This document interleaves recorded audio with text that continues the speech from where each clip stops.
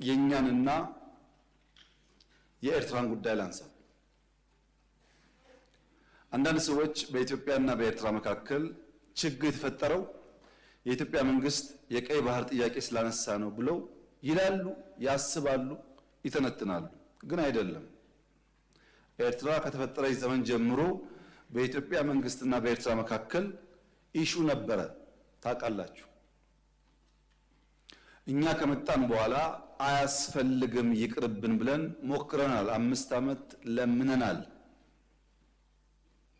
ጸቡ የተጀመረው ብዙዎች እንደሚያስቡት የቀይ ባህር ጉዳይ ሲመጣ አይደለም።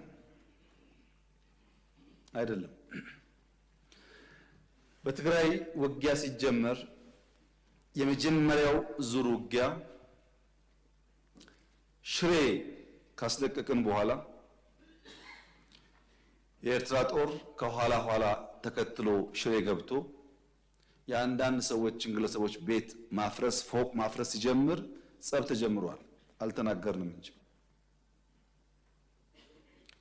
አክሱም ይዘን ስናልፍ አክሱም ገብቶ ወጣቶች በጅምላ ሲረሽን ጸብ ተፋፍሟል።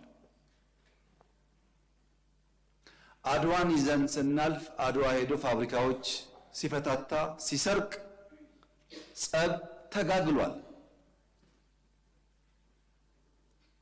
አዲግራት ደርሰን የመድኃኒት ፋብሪካውን የሚነቀለውን ነቅለው የማይነቀለውን ሲያፈራርሱ ጸቡ ጫፍ ደርሷል። ግን የኢትዮጵያ መንግስት ያኔ በዚህም ለመዋጋት ብቃት አልነበረውም። ውስን ኃይል ነበረ። ሽሬን ከያዝን በኋላ ያጠቃነውን ጣት እንከተል ነበር እንጂ የያዝነውን ቦታ እያጸናን አንሄድም።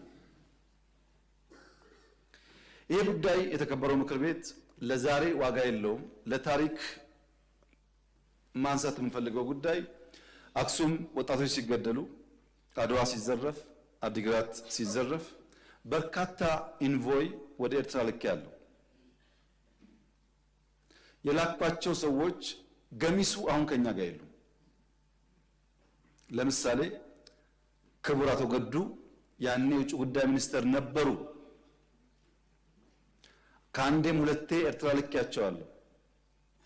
የላኳቸው የትግራይን ህዝቤን አታገሷቅሉ፣ ሀብቱን አትዝረፉ፣ ጸቡ ከቲፒኤልኤፍ እንጂ ከትግራይ ህዝብ አይደለም የሚል ነው። አቶ ገዱ አሁን እኛ ጋር የሉም። ግን ክር አላቸው፣ ህሊና አላቸው። ዛሬ ቢደብቁ በታሪክ ውስጥ ይወጣል። ለምን ጉዳይ ነው እንደተነጋገሩ እሳቸውም ያውቃሉ፣ ሻዕቢያም ያውቃል፣ እኛም እናውቃለን። አሉ፣ አልሞቱም። እሳቸው አክሰስ ይደረጋሉ፣ ሊናገሩ ይችላሉ። ለክራቸው ሲሉ፣ ለእምነታቸው ሲሉ ማለት ነው። ለምን ጉዳይ እንደሄዱ በእሳቸው መፈታት ሲያቅተው አቶ ደመቀ ልክ ያለው አቶ ደመቀ አሁን እኛ ጋር የሉም።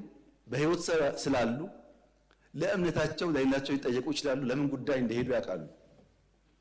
ከነሱም ውጭ አሁን ሲስተም ውስጥ ያሉ 2-3 ሰዎች ልክ ያሉ። ታስታውሱ ከሆነ መቀሌ ልንገባ ጥቂት ሲቀረን የ3 ቀን አልቲማተም ብለን አውጀን ነበር። ብዙ ሰው ሚስጥሩ አልገባው። የቸገረንኛ ሽሬን ስለቅ ከኋላ ይገባሉ፣ አክሱም ስለቅ ከኋላ ይገባሉ። አሁን መቀሌ ስንገባ ደግሞ ገብተው ትልቁን ከተማ ዳሜጅ ያደርጋሉ ብለን ከነሱ ጋር ከአሁን በኋላ ከወቅሮ እናልፋለን ብትሉ ወያኔ ትተን ወደ እናንተ ነው የምንዞረው ውጊያው ብለን ወቅሮ ላይ የሚጠብቅ ፎርስ አስቀምጠን ነው መቀሌ የገባ ነው፣ እንዳያልፉ ማለት ነው።